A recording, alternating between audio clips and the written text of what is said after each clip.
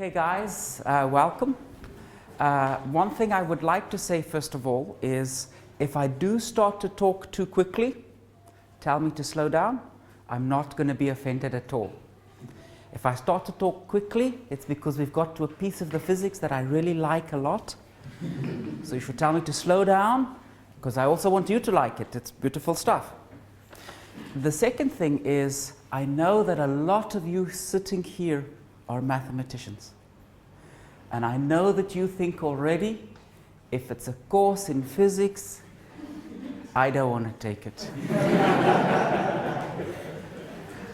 I'm asking you, keep an open mind, okay?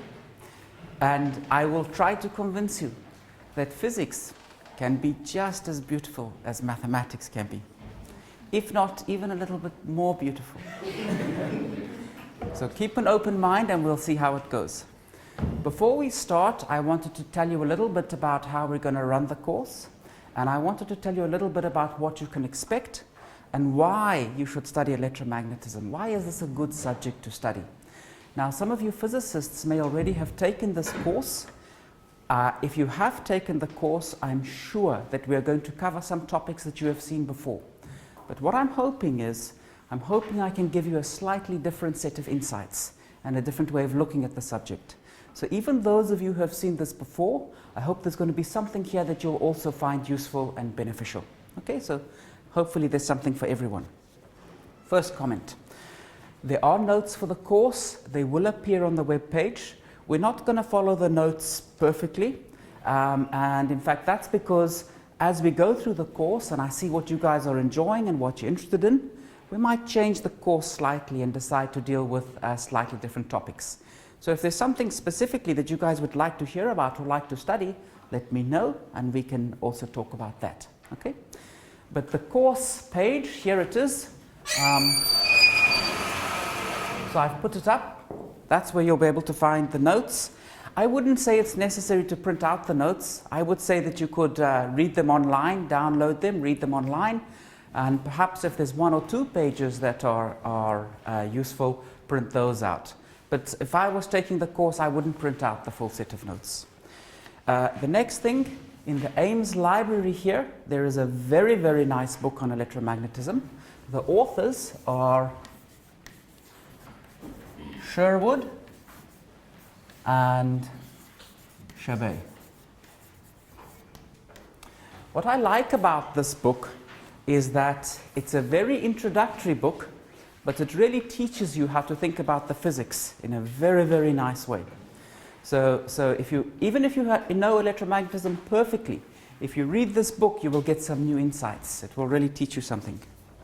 Okay, so now I want to tell you why should you study electromagnetism. So there are many reasons. I'm going to focus on three. So the first reason is that electromagnetism is our first example of a field theory. When we talk about fields in physics, the first time that they appeared is in electromagnetism. Before that, we had Newton's laws, and there we spoke about particles. That's not a theory of fields. Nowadays, we know that there are four basic fundamental interactions. Can anyone tell me what they are? So a safe guess is to say? Electromagnetism. Tell me some others. Nuclear. And for nuclear, there's actually two forces. Weak nuclear force and a strong nuclear force. Absolutely. So we've got three. What's the last one? Gravity. All four of the fundamental interactions that we know are described by field theories. Actually, quantum field theories, we'll be doing the classical field theory. They're described by quantum field theories. But what it means is the fundamental laws of physics as we understand them today are all field theories. So if you are planning on becoming a theoretical physicist, you really should understand field theory and understand it well. So this is one reason why you should study electromagnetism. By the way, so I heard that you guys just did a course on group theory. So a lot of the theory of non-compact groups, things that go into, for example, the Langlands program in mathematics, that is being studied using the tools of quantum field theory. So there are many papers that you read today And if you were asked, is this paper written by a physicist or a mathematician, or if you were asked, is this physics or is it mathematics, it becomes very difficult to tell into which area does it fit. So there's not a sharp boundary, and this side you have mathematical physics and that side, or this side you have physics and that side you have mathematics. It doesn't work like that. There's a very blurred boundary. And even as a mathematician, depending on what you want to study, sometimes it's useful to learn some of the ideas from physics. Okay, so it's a field theory. That's important. And in actual fact, it comes about because the speed of light is finite, and we'll talk about that. So the next thing that's important about electromagnetism is it taught us about special relativity. For the first time, we found out that space and time, as we think about them in our everyday lives, that's the wrong way of thinking about it. There's a deeper structure to space and time, and this deeper structure was discovered from electromagnetism. And we'll talk about special relativity. That's one of the things we'll talk about in detail. The last point is that electromagnetism is an example of how we do physics today and the ideas that go into physics today. So what I mean by that is, when physics was first being discovered, so when Newton and company, when Newton was writing down his laws, what was he motivated by? He did experiments. He recorded the results of experiments, and he wanted a set of equations that would describe the results of his experiments. So it was very empirically driven. Thermodynamics. This was developed by engineers wanting to understand steam engines. So the laws of thermodynamics were again driven by trying to understand the results of experiments and find equations that explained those results. That's how we did physics before Maxwell. When Maxwell appeared on the scene, things changed. And let me tell you why they changed. You had electricity, and you had some equations governing electricity. And every experiment that you did could be explained by the equations for electricity. You had some equations for magnetism, governing all of the experiments that we'd seen from magnetism. And if you looked at all of the experimental data at that day, and the equations that we had, we could explain all of the experiments that we saw. Okay? So there was no need to improve your theory. You did already explain all of the data that you saw. But Maxwell had a hunch. He just felt that, in fact, there shouldn't be a separate theory of electricity and a separate theory of magnetism. Maxwell thought there should be a unified theory of electromagnetism. So he tried to put the equations of electricity together with the equations of magnetism. And when you try to put these two sets of equations together, they contradict each other. They don't work. So Maxwell took a look at how these equations contradicted each other, and he modified one of those equations, Ampere's law. We'll actually go through his argument in this course. After he had modified Ampere's law, all of a sudden the equations fitted together perfectly.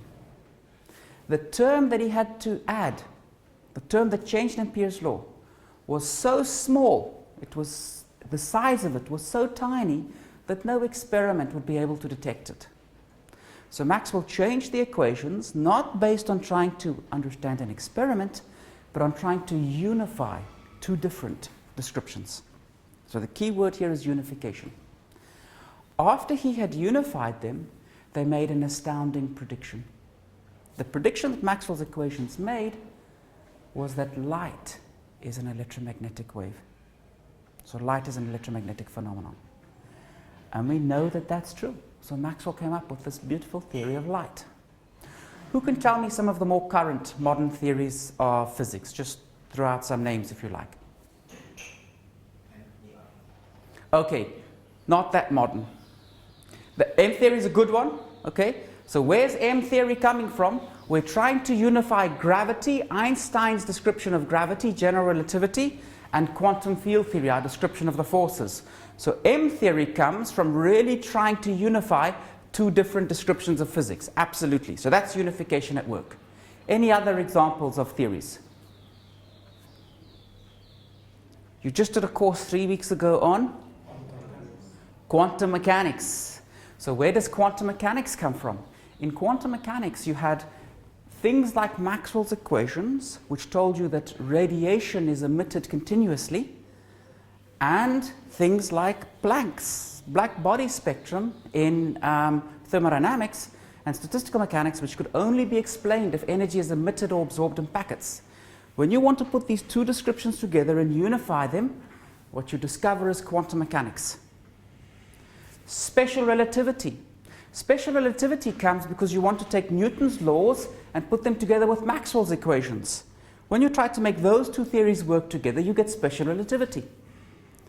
General relativity comes about when you take Newton's gravity and you try to combine it with special relativity. Then you get general relativity. So nowadays, when we look for new physical theories, we're not being driven by experiment. Nowadays, at this point in time, might not be like this in the future, but at this point in time, theory is leading experiment. And the key ideas that we are using is unification. We've got different descriptions that work remarkably well on their own, but we know that they should be working when we apply them simultaneously. So we need a unified picture that combines these two descriptions. And that's really where we get our new physics from today. Electromagnetism is the first example where that happened, and we will review that in detail. So those are 3 examples why I think that we should study electromagnetism. Now let me tell you what set of topics we're going to do in the course, and also what I'm going to expect you to do in the course. So the first thing that we're going to study will be electrostatics. And I am going to use this to actually start describing some real-world phenomena. So we're going to try to describe some things that we would see in our everyday lives, and also to develop some of the mathematics and thinking that we will need later on in the course. The second thing that we will study will be electric fields in matter. And together, electrostatics and electric fields in matter allows you to explain most of the things that you will see around you that involve electromagnetism. Having done this, we will then tackle magnetostatics and magnetic fields in matter. So these first 2 points will take us roughly the first week.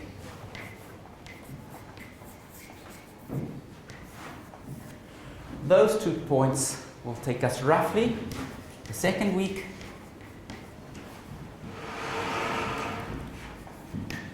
And then finally we will do electrodynamics.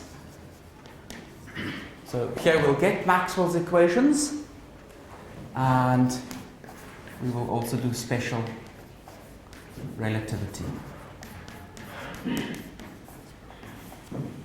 And that will be in the third week. What am I going to expect you guys to do? Okay. So during the first week, the first thing that I'm going to want you to do is you will do one project,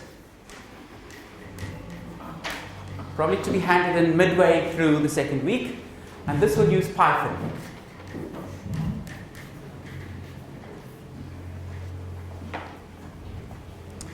There will be 4 tutorials that we will discuss together.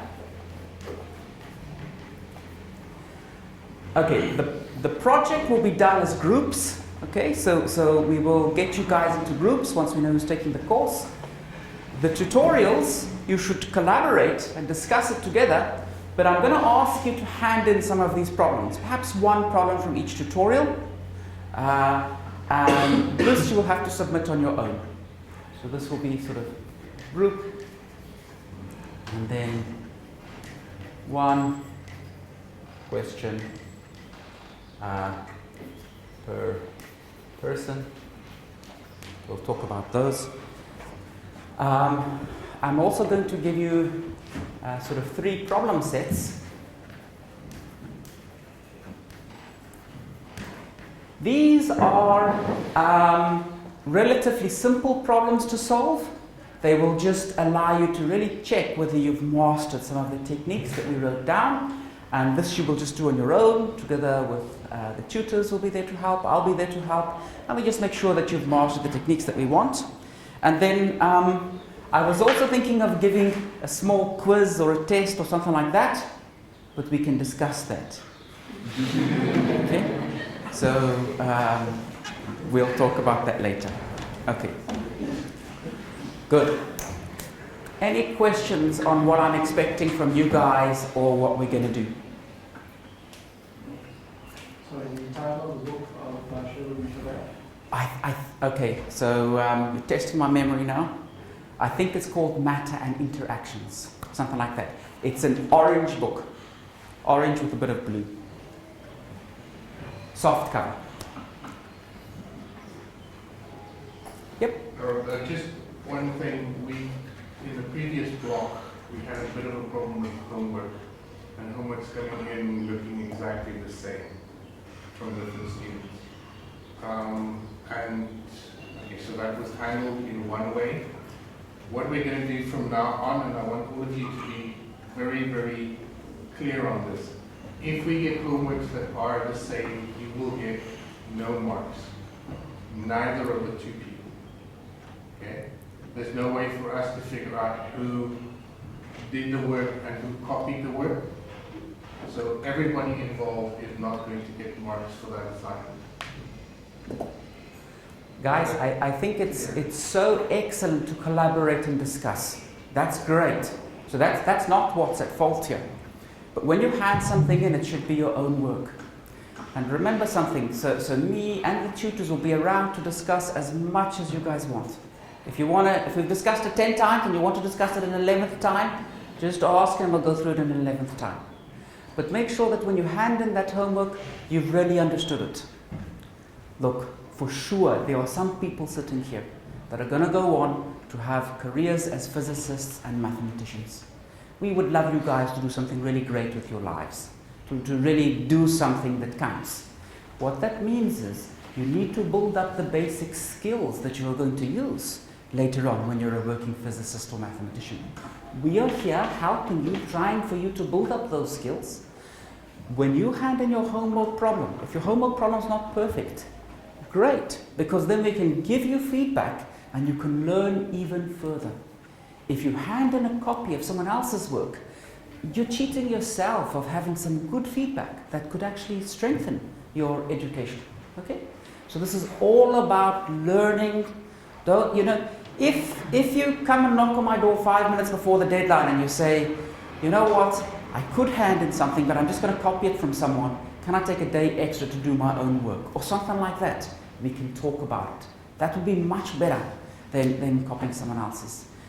Just the goal is that in 3 weeks' time, we all understand electromagnetism and love it. That's the goal. Okay? Good. Okay. Now, electromagnetism is the force that determines most of what we see in our everyday lives. So I'm going to start off with an experiment. Okay? It's not a sophisticated experiment. I'm a theoretician. Okay? I'm not good at experiments, but these kinds of experiments I can do. So I have here some sticky tape. So I want to ask, why is sticky tape sticky? Well, there's 4 forces, so let me make a suggestion. Maybe it's gravity. The gravitational attraction of one piece of tape and the other piece of tape makes it sticky. Who buys that? Who thinks it's wrong? Oh boy. Okay, you guys make a suggestion. Why is it sticky? Electrostatic. Who said electrostatic? Okay. I think it's sticky because of glue. It's glue. Because of the glue? Yes. Okay, so let's just check. What are the fundamental interactions? Electromagnetism, strong nuclear force, weak nuclear force, gravity, and glue. Oh no, not glue, not glue. Okay? So it's not glue. I like that. So A shy but knowing person whispered the word electrostatic, and it is electrostatic. But we're not just going to accept that because we're scientists. We have to test it. Okay? So let's do an experiment. So I'm going to take the tape. I'm going to push a piece down on the table. I'll cut it off there. Now I'm going to take another piece of tape and stick it on the top. Now, what's happening is, when I've put this piece of tape on the top that's sticky, okay, the atoms in the top piece of tape are trying to pull the electrons off the atoms in the bottom piece of tape. That's what they're doing, okay? So they're trying to pull charge off the bottom tape. So if I rip it off quickly, I've got some charge now on that tape, okay? So I'm just going to keep this somewhere. So let me keep it, maybe I'll keep it over here. So I'll stick it there. Now I'm going to take another piece of tape. And I'm also going to stick it down.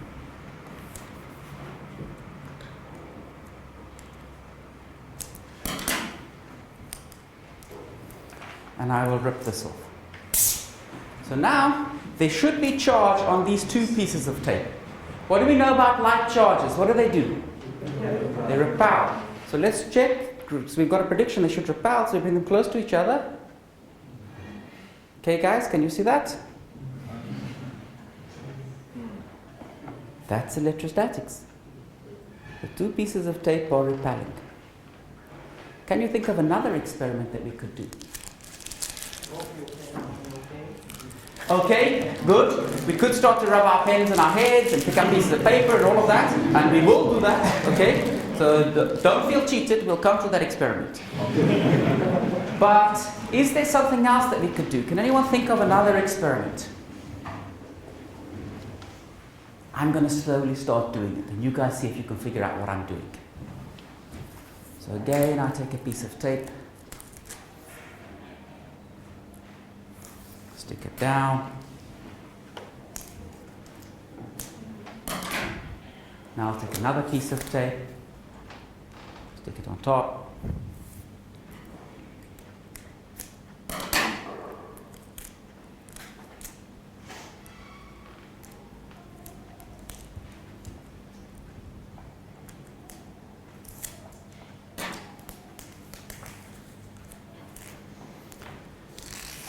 There we go, I have these two pieces of tape.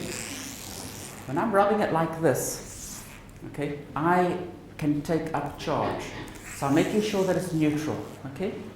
Now, I'm going to rip the two tapes away from each other. If this one is negative, what will this tape be?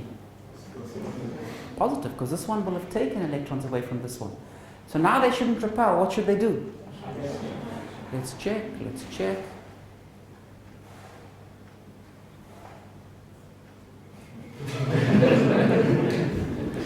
So now we should be convinced that sticky tape is sticky because of electrostatics. So in actual fact, all of these different things that we see in our everyday lives, we can explain with electromagnetism. That's what's so nice about electromagnetism. It really talks about your everyday lives. Good. So the important things that I wanted you to remember from there, and we're going to use this when we write down the Coulomb force law, is that like charges repel, unlike charges attract. And if you see, when they attracted or they repelled, they always moved in a straight line towards each other, the tapes. So the force acts on a line joining the two charges. We'll use that when we write down the force law in a little while.